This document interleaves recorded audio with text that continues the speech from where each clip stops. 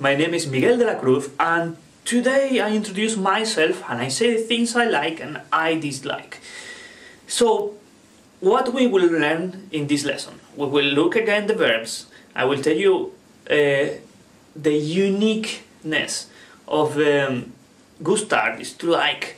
Also the uses of ser is one of the to be verbs with estar in Spanish. It's really important to know when to use it.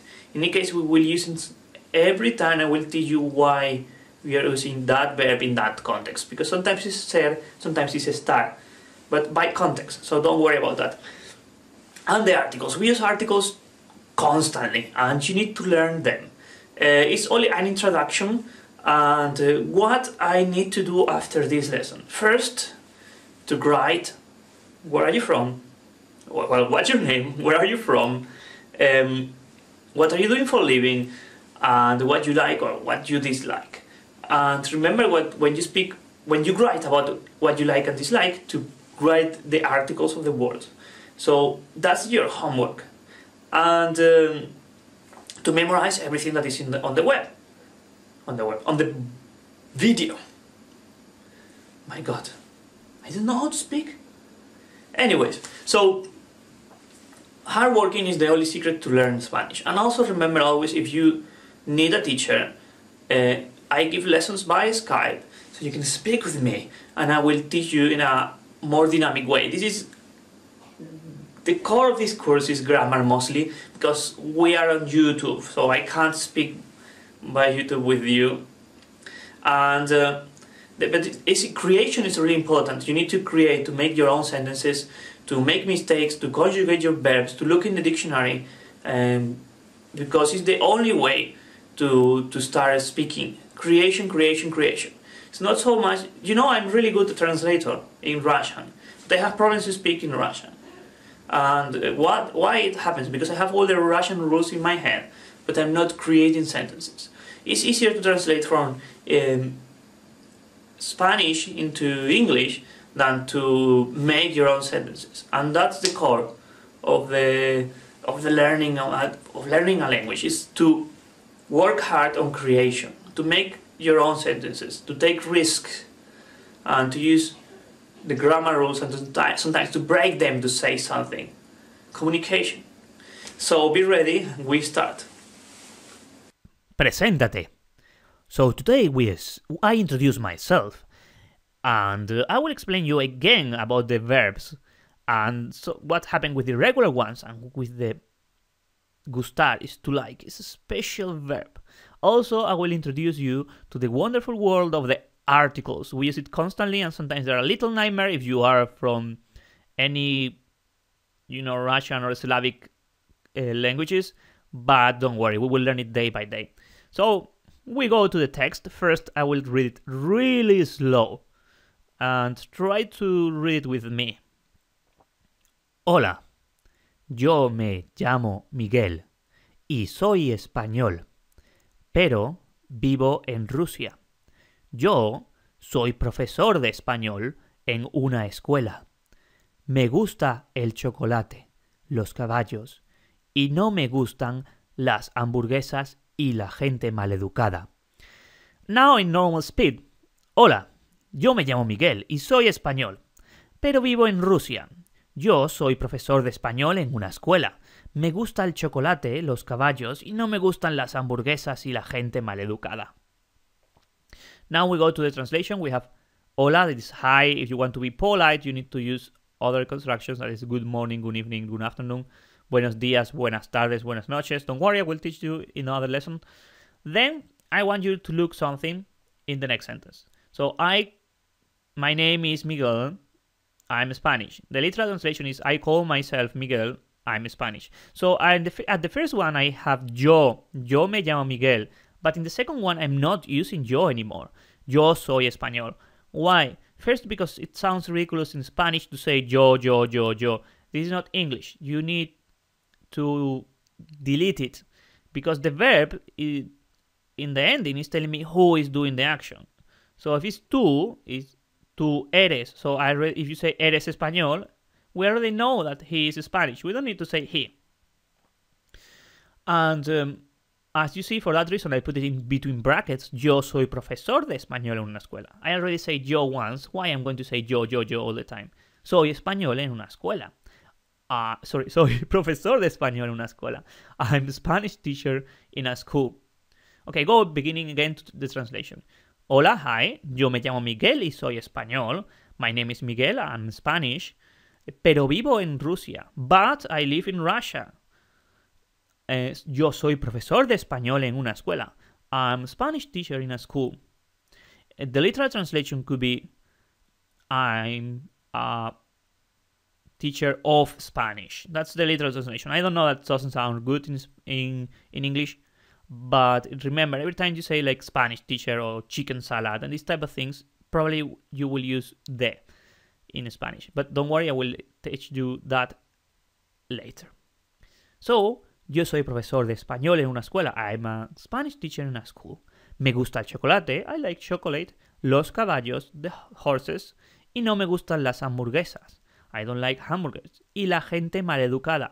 And not well-educated people. It's not well-educated. That's the literal translation. It's more rude people. So if you say maleducada, not well-educated, it's because the parents didn't educate them. Teach them how to behave. So now we go to the verbs. Here we have llamar, ser, vivir, gustar. So remember, we have three types of verbs. The ones finishing ar, the ones finishing and one finishing ir. They always get the same endings if they are from ar. So all the verbs that finish in ar, they have specific endings. The ones finishing they have other endings, and the ones in ir are different ones. But what happened with these happy and sad faces? So we have three regular verbs and one irregular one. For that reason, we have there a sad face. You will need to memorize the irregular verbs. And in general, the most used verbs are always irregular. So we only need to look the endings to know which group belongs to, and then to only take the part that is not in blue, so the root, jam, for example, and bib, and gust, and then to add the endings depends on the group, okay?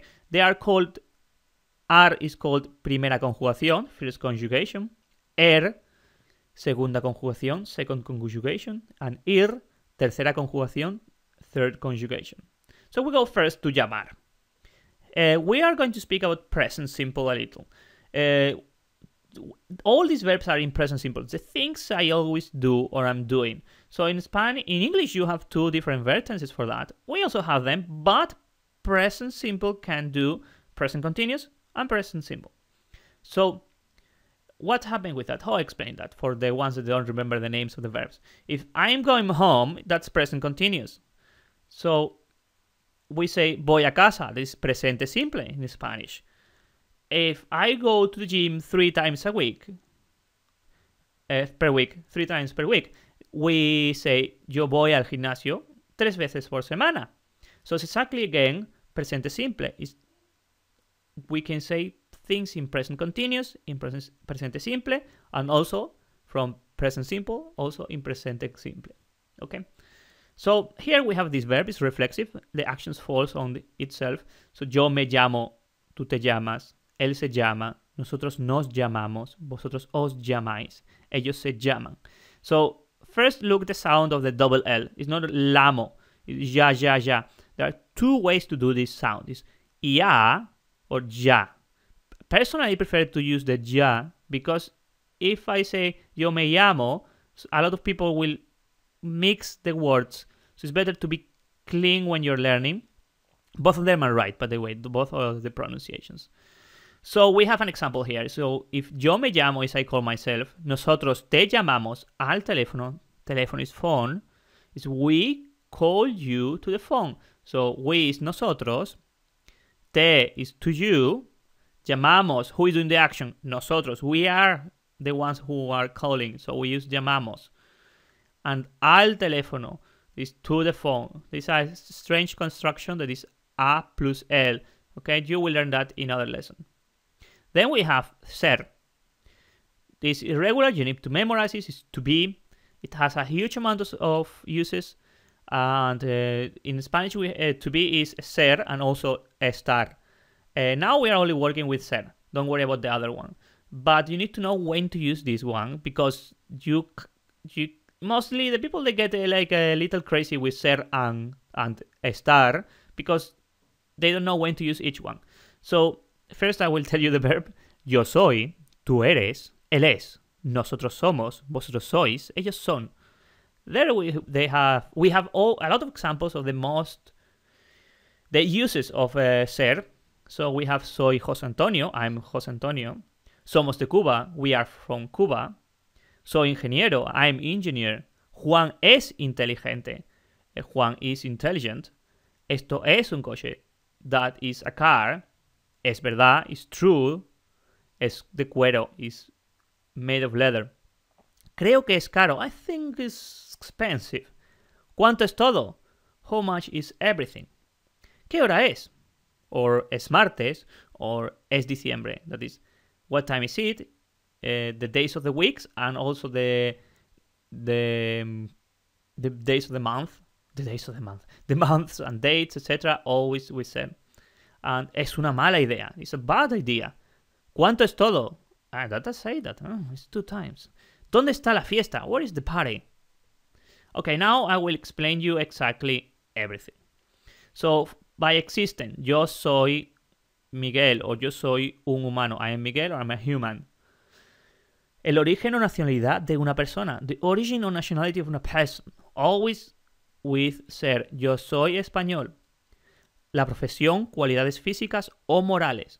So when we're speaking about what are you doing for living, what physical descriptions can I do to that person, about myself, and also about morality. So if somebody is really intelligent, we use the second line, that is forma o manera de ser de una persona. The way of, the way that a person is. So we have these 2 sections that they are one. That is, you're describing a person, that how it works, and things that they are always inside him. They are always use ser. Then we have definitions for dictionary, etc. What is a car? Un coche es. A car is.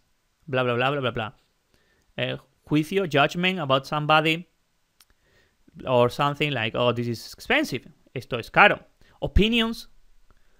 The price of the things, as I told you before, the hour, dates, and seasons of the year. So, opiniones, precio, hora, fecha y estaciones del año. Then, where something happens, lugar de un acontecimiento. La fiesta es en Madrid. The party is in Madrid. Destino de alguna cosa o acción. So, if I'm giving something to somebody, or something is for somebody, we use ser. Esto es para Pedro. This is for Pedro. Material of the product. Material de un producto. What is made of? Is made of leather. Maybe it's made of iron. So all of this is ser. And other ones you will learn in the future. So then we have vivir. It's also a regular verb finishing ir. Yo vivo. Tú vives. Él vive. Nosotros vivimos. Vosotros vivís. Ellos viven. O es, imos, is, en. So as you see, all the verbs in ir, they will finish exactly like that, as I teach you. Gustar, this is a special verb. So we have the conjugation, is yo gusto, tú gustas, él gusta, nosotros gustamos, vosotros gustáis, ellos gustan. So it's regular, the conjugation, but then it has something that makes it different. It's conjugated as a indirect object. Es conjugado como un objeto indirecto. So, okay, don't start freaking out. The thing is, you don't need to understand that if you don't remember the grammar. It's always when you speak about what you like or you don't like, always use gusta or gustan. So, gusta for singular things. Me gusta el chocolate. It's only one thing. It's singular. It doesn't have s and the end. So if you say los chocolates, I need to say gustan. Do you see? You only need to use gusta and gustan. So hamburguesas is hamburgers. It's plural, so we use gustan. And that's all. So gusta or gustan every time you say something you like, because it's conjugated as an indirect object. Okay, really happy face there. So we go here again. I want to explain you something. So we have, hola, yo me llamo Miguel y soy español, pero vivo en Rusia. Yo soy profesor de español en una escuela. Me gusta el chocolate, los caballos y no me gustan las hamburguesas y la gente maleducada. Okay, look this. We have en and de. Pero vivo en Rusia. So I'm Spanish, but is pero. Vivo en Rusia. I live in Russia. And then we have soy profesor de español, Spanish teacher. Every time you say Spanish teacher, chicken salad, we put de. So when we use en, the meaning of en is dentro de, encima de, indica modo, sobre y lugar. Inside something, on something, how you get to somewhere, like for example, I go by bus, voy en autobús. Something is on the table, está en la mesa. And lugar, estoy en mi casa, I am at home. So every time we make these constructions, they have a few more uses en, but mostly in that way. And then we have de, soy profesor de español. Remember always chicken salad. Soy profesor of Spanish, we can say. So where it comes from? Soy de Madrid, I'm from Madrid. Also implies possession. Es de María. That thing, you know, esto es de María. This is from Maria. Or belongs to Maria is the proper translation. So every time you put belongs or who is the owner of something, possession, we use de. So the thing is, most of the time is off. So if you look in the dictionary, they will put off. It's like, oh my god, who's translated? So better to memorize these things because you will use en and de a million of times. Okay, so if something is made of something, coche de gasolina is a car of gasoline car, or ensalada de pollo, chicken salad. So we use de also. Also, what is inside something? The use of something, how to make something, and the cause of something. So I don't want to. We will see this in examples because it's a lot. So don't try to memorize this now. You will learn it context by context, day by day. Okay. So now we go to the articles. So wait a second. I go back again. So you see that they have el chocolate, los caballos, las hamburguesas y la gente. So we put articles in some situations constantly, and with these things like the car, the motorbike. So we have el coche is the car, la moto, the motorbike. Los coches, the cars. Las motos, the motorbikes. So el is for masculine singular, la is for feminine singular, los for masculine plural, las for feminine plural. So we use these constantly, the articles. You will need to learn it. Sometimes we don't use it. You never ever put the article to the names. Miguel doesn't have el. And we have determinate articles and undeterminate articles. So determinate ones is like you are pointing with a finger or with a sentence, you're pointing to something. If somebody asks me, who is the Spanish from this place? I will say, yo soy el español. I am the Spanish. So it's absolutely different from soy español. I'm Spanish. Okay? It's like adding the de. So that makes everything determinate. And we will learn more about the article in context. I do not want you to learn that.